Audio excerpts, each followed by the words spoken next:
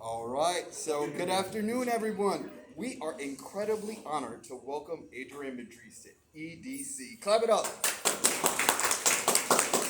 Today, our life. Awesome, I'm sorry, I rushed you. Today, our life prep class, Beyond the Classroom series, Adrian is a co-executive director of the development of infrastructure at Smash Miami, an organization dedicated to fighting for affordable and sustainable housing. He's already on. Adrian's work with Liberty City Community Land Trust and his advocacy against gentrification are truly inspiring. It's a powerful voice for housing justice in our community, and we are thrilled to have him share his insights and experience with us.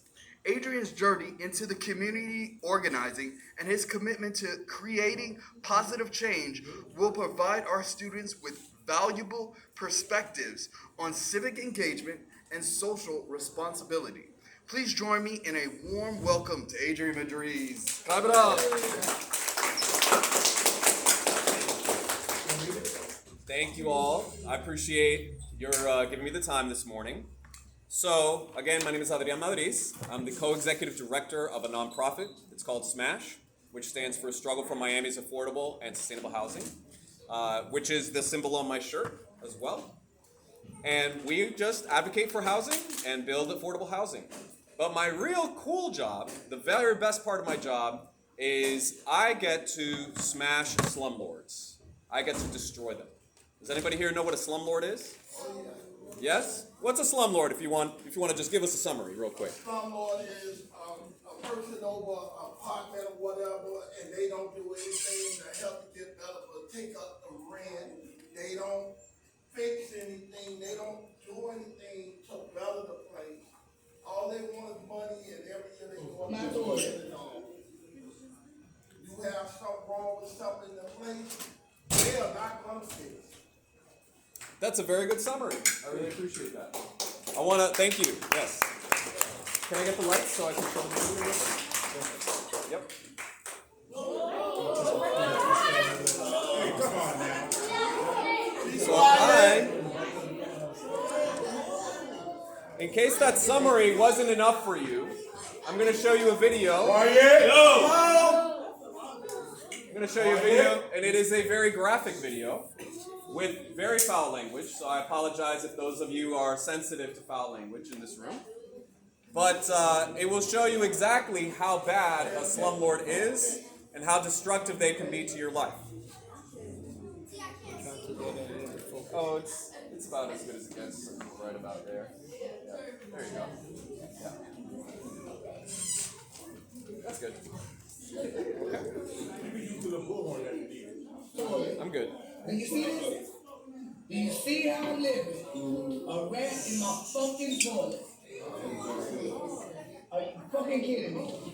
And this is on today's day. It's as loud as it goes. What's today's date? He's saying if people are too loud. March 16, 2015. This is the mold and mildew in my bathroom, apartment 21. I live at 1231 Northwest 61st Street. And this is my management's cure to my mold and mildew. Paint stripper. So, when I do bring the lawsuit against A. Vacuum and Miami Beverly LLC, here's my evidence. This is what they're doing to cure the problem. And then the rat's still be swimming into it now.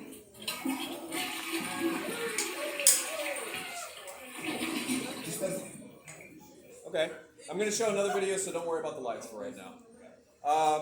So obviously, this is disgusting, right? And my job is to basically put the people who are responsible for these kinds of conditions either in jail or actually get the property taken away from them.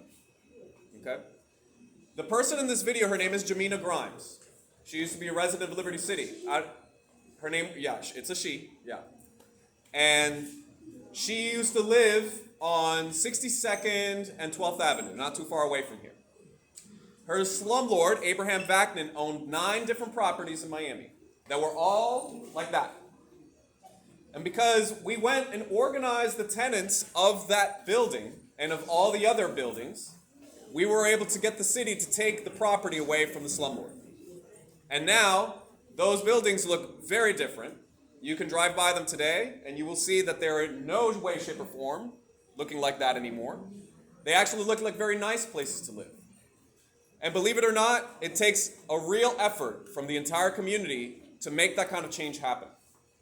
And I'm very privileged and honored to be a leader for that kind of change.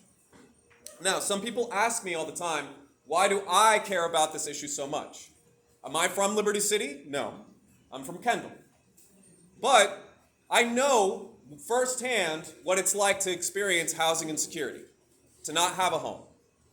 In 1992, there was a hurricane. Does anybody know what the name of the hurricane was? Andrew. Thank you for the adults in the room who were alive at the time. Yes, it was Hurricane Andrew. Hurricane Andrew completely destroyed my family's home in Kendall. And after we came back from evacuating to Orlando, there was nothing left. We had to live with a friend of ours who was very kind enough to actually give us a place to live for about a couple of months before my dad was able to earn up enough money to be able to get us another apartment. It was a very desperate time, and I'll never forget it. I was only 4 years old at the time. Then, when I was in high school, unfortunately, I got kicked out of my house. Yep, my parents kicked me out of my house. They kicked me out because I'm gay. Yep. So, I'm going to show you a little video about some of the struggles that I went through with that and how I was able to use some of that to help put together this organization. Boys and girls, hey, pay attention and be quiet.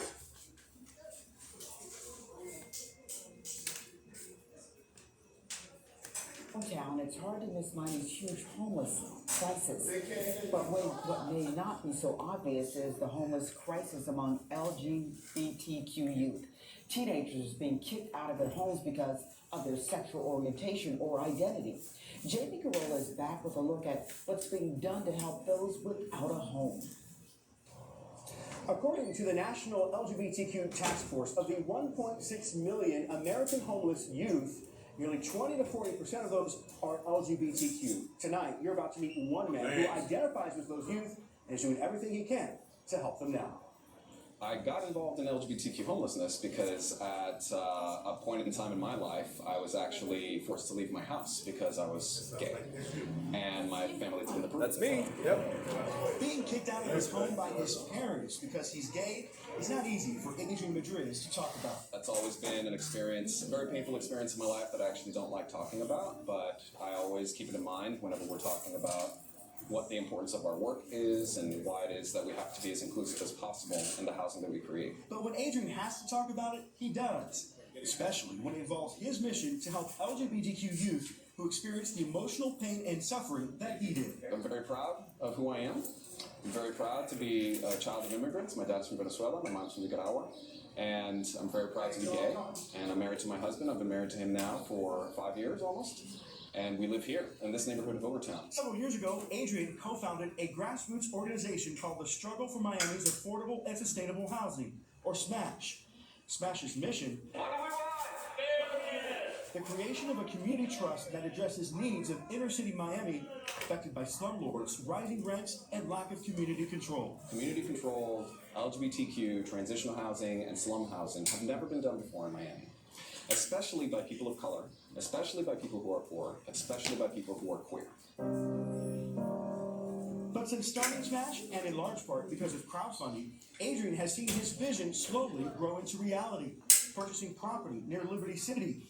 Adrian wants to use it as a community land trust, or CLT, for LGBTQ youth and other minorities. A CLT is a non-profit organization that treats land as a public good. Buildings are owned and used by businesses and people. It took a long time, lots of effort, blood, sweat, and tears, and never did we ever think that we would get to this point, really, that we'd have property and finances. He says the process is stalled because of bureaucratic red tape, but he's determined to see the project through, proposing an expedited housing project pilot program. A 3-unit building with affordable and LGBTQ transitional housing programs mixed with market rate rentals. I want everybody to know that you don't have to go around gentrifying people out of neighborhoods in order to find an affordable place or to live closer to downtown. You can work with people who are different from you and find a way to develop the neighborhood equitably. Now, according to the latest state figures, on any given night, 1,452 youth are spending the night on the streets. Now, as for that expedited housing project, Smash says it raised $325,105,000 in December 2018, which was the largest crowdfunding project on that site. In Broward, Jamie Garola, NBC6 News. Thank you for that. Can we get the lights? Thank you. So that is a little bit about what I do and what some of my work entails. I also want to tell you about another fun aspect of what I do. It's not just this running a nonprofit. It's not just organizing against slumlords. I also get to interact with people on a daily basis and make them aware of how important the work is that we do. And we primarily do that using games, both board games and video games. Do you have a question? No shooting games, okay. But we use different kinds of games to show people what we do. So this is an example of a game that we created. It's called House of Justice. And by playing this game, hopefully you will go through a transformation in your values and your beliefs. You'll go from someone who believes that housing is just for profits, not for people, to then believing that housing is a human right in Miami-Dade. That slumlord video, how many of you think that was disgusting? Raise your hand. Everybody in this room is raising their hand. Okay. Now raise your hand if you know what we can do to solve that, to prevent that from happening in the future. Go ahead. Yep, I'm looking at you, bro. What happened? What did you say? By cleaning it up? Okay. Yeah, go ahead.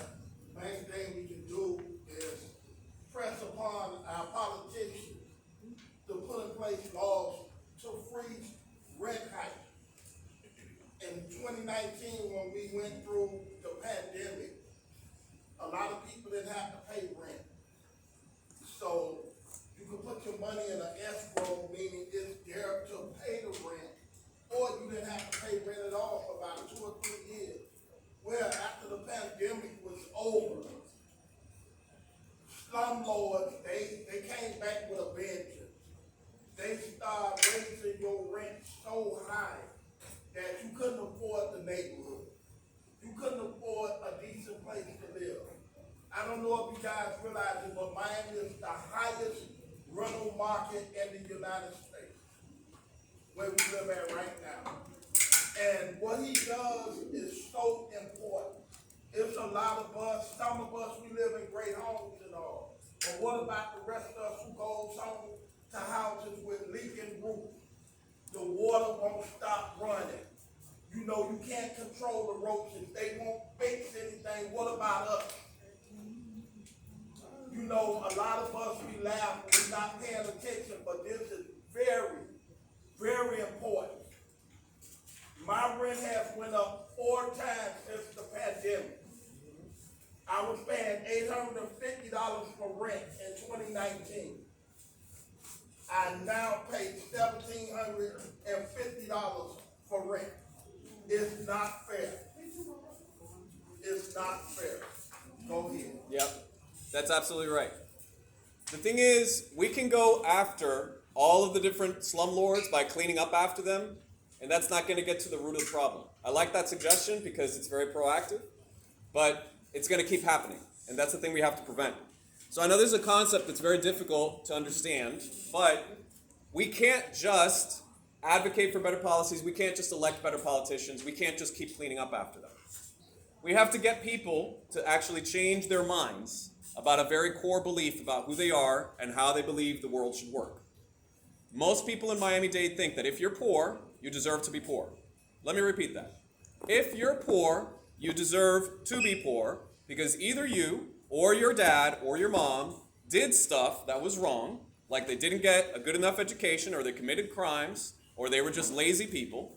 And therefore, if they have to live in a slum or if they have to live under a bridge or if they have to live nowhere, it's because it's their own fault, basically. Okay? I want to tell you right now that that is not true. That is not even remotely true. Because it places all of the blame for society's problems on the individual. And this is a societal problem, the affordable housing crisis. But people don't understand that. And they think, oh, if I just make better individual decisions, I will have good housing. I won't have a slumlord. I'll be able to afford where I live. And the problem is, in order for you to actually have a decent place to live in Miami, do you know how much rent you actually have to be paying on a monthly basis? You have to be paying close to $3,000 a month. Okay? And that's just to kind of get by. That's not even to live in luxury. And that's wrong. Because for the vast majority of people who are working class, people like us, really, an actual nice, safe home, not even a nice home, just something that is decent and doesn't have rats, roaches, mold, all of these problems, is simply out of reach financially for most of us. And the only way to change that is to change everybody's mind about what people deserve. You do not deserve death if you happen to be someone who just can't afford a house. Let me repeat that. You do not deserve to die simply because you can't afford a nice house.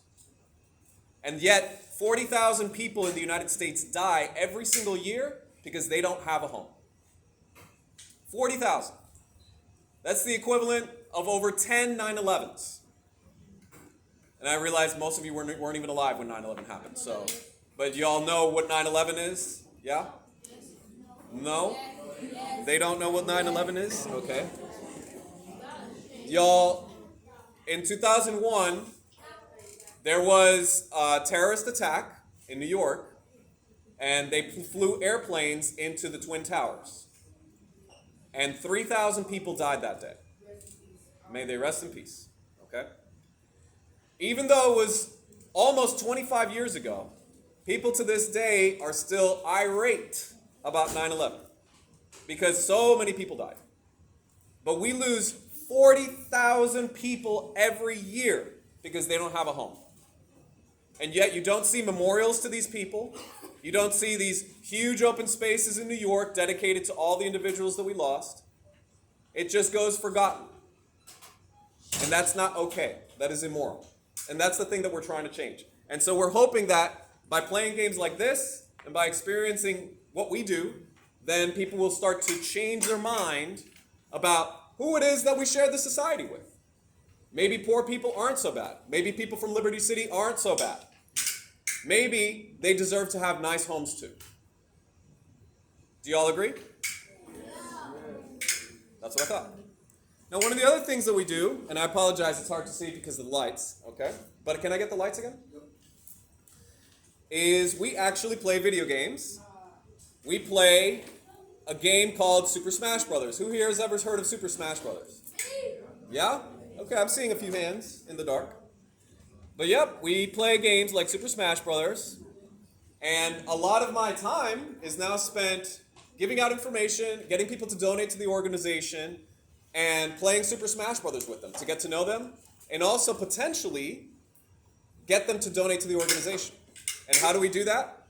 We have a challenge where if you beat me at Super Smash Brothers, I'll give you $5. Yep. If you beat me at Super Smash Brothers, I'll give you $5. So, lights on again one more time? Yeah. Who here thinks they can beat me at Super Smash Brothers? Raise your hand.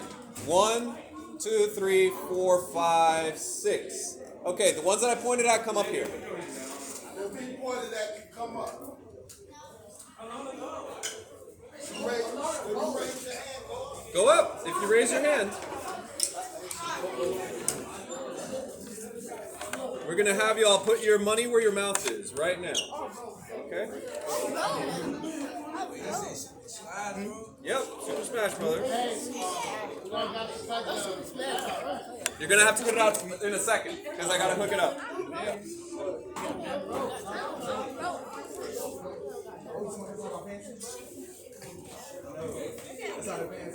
Okay, form a line right here. Form a line right here. Right here. Yeah, like this way. All this way. See this line on the ground right here? it's fine. Yeah, go ahead. Align as best you can, as best as you interpret. stand on this line That's right here. fine. They can stand on the wall. That's fine. They can stand on the wall. Okay. All right. Who's the youngest? Who's the youngest? The youngest one. Right here. Right here. I'm looking at 1, 2, 3, 4, 5, 6. I can only do 6. So the three of y'all can take a seat. All right. Who's the youngest? 10. How old? All right. When were you born? What month? No, what month? You? Okay. What day? You? The 7th. Okay. So actually, you are the youngest. Okay. By like a couple of days. All right. 10. Any 11s? Anybody 11? 12?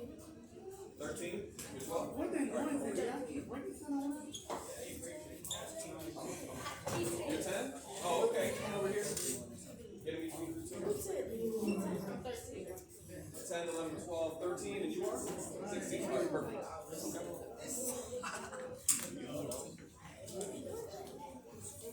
All right.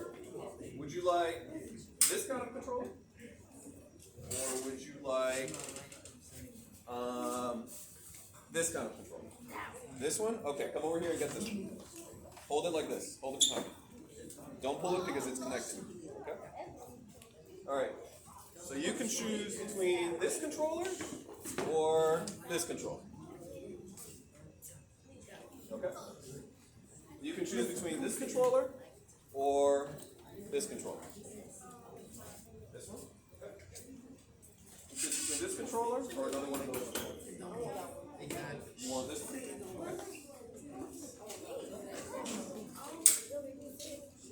You want this one?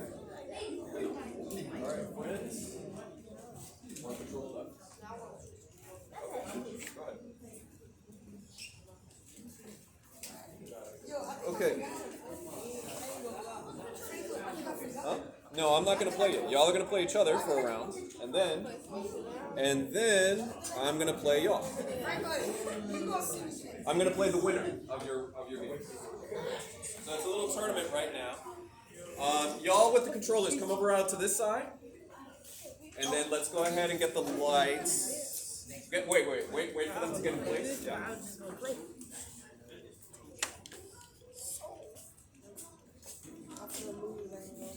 What's going on here? No, I don't know. I'm 10. Why can't be on your side? She's 10. You can't get it. We 10. She was 10. She in 5th? You get a check? Yes, I am. Excuse me. Yes, sir. You get a check?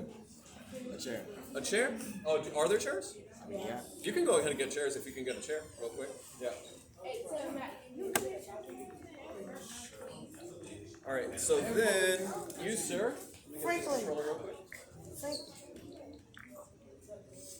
Man, this is a Nintendo. Oh, this is my thing right here. Alright. Oh, I can be on the ring. You want to play this? Franklin, you want to play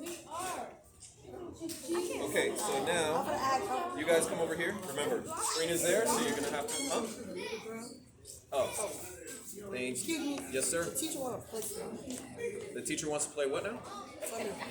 The teacher wants to play for you, but you are the one who got up. So what's up? Okay.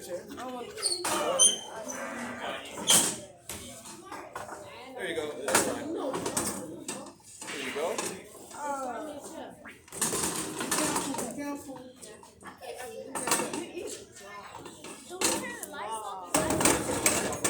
Let everybody get seated. Oh, yeah. Hey, my controller ain't plugged in. Gotta watch this.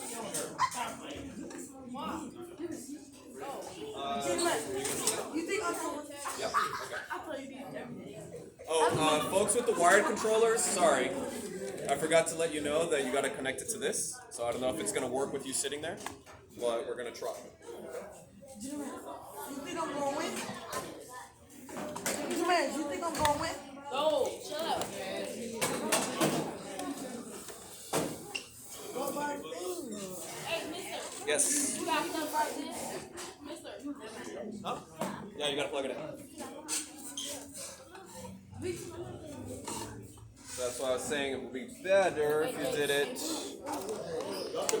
over here. Then you, sir. It's okay, it's okay, it's okay. Here you go. I can't see. It's the light. It's the light.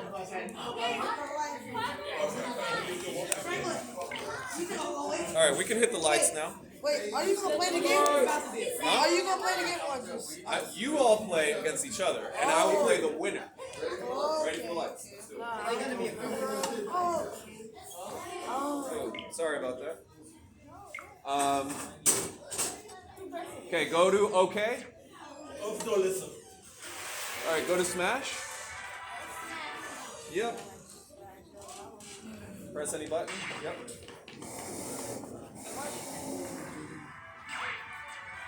Smash. No, go to Smash. Why did I put tutorial? All right, we're gonna have to do this myself. Nobody press anything. Oh, wait.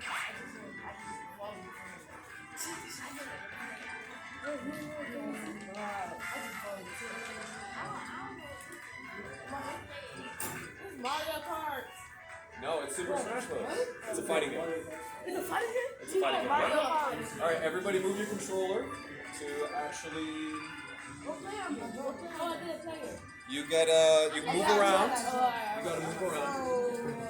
And there's one person who is not. It's me. I'm yellow, right? I'm yellow. Who is this one? Who's player 2? You? I'm player 5. I don't know which one it is. I'm at 8. Give me a second. Where is he? Daddy right here, you right here. How I get it?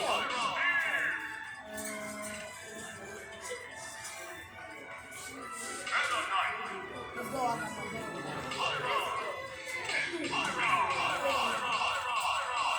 my Just pick the player. Yeah, there you go.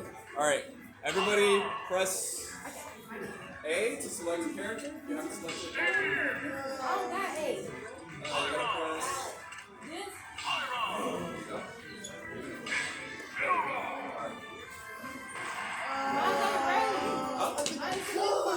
You didn't select yours? But then. It's okay, I got one. Okay.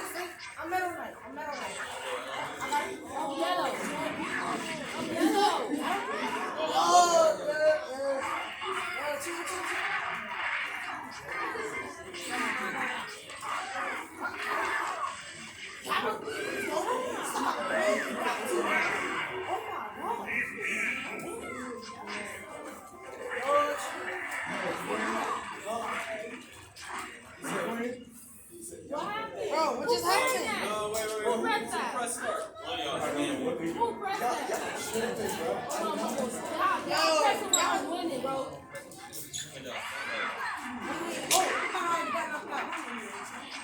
That was me. Quiet over there.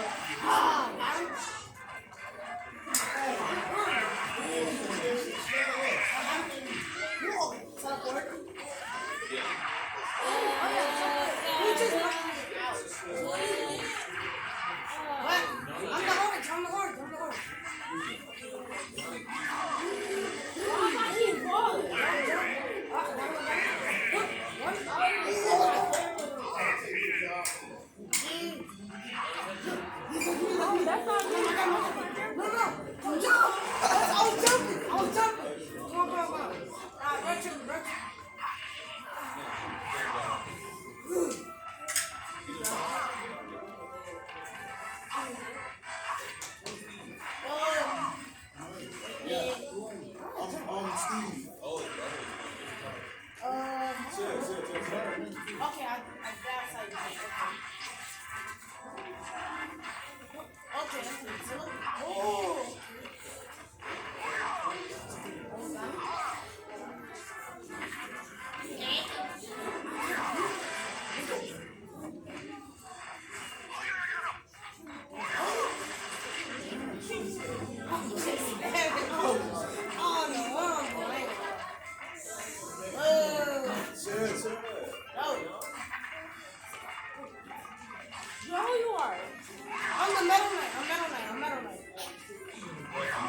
rope out there? No, I'm metal. Wait, what? What do you got? You were Steve? Congratulations. You didn't even pick that gun. You were not Steve? No, he wasn't. That was him. Ah, look. Bro, I was so close. Good job. I was so All right. close. Now, you need to try. I can't even force those. That's good. No, you, I I'm don't not pay forced. you Come for on, dog. Got nothing. You did. All right. He's out of here. But can we run it? Let's go ahead and do it. All right. Thank you all for volunteering. You can leave the controller on the chair. Thank you so much. The controller on the chair. Thank you so much. All right. So.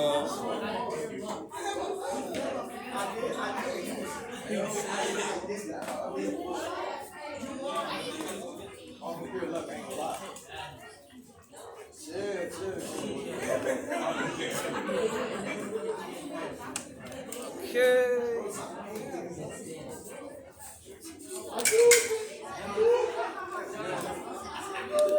Or you can sit closer to the screen. You can sit like right here. You gotta sit right there. You just went to another game. You can sit right here next to me. Yeah. Alright, one more time with the lights, please. Okay, Team EDC versus Team Smash. Yep.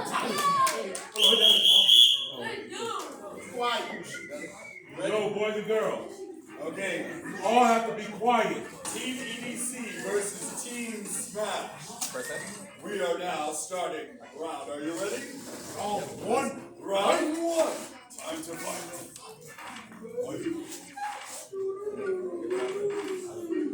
Hold on, because these ones are still connected. Come on, Team EDC, let's smash. Who was player 5? That was who? Yeah. 1, 2, 3, 4, 5, 6. So Team EDC, we're going to be Smash. We're going to smash.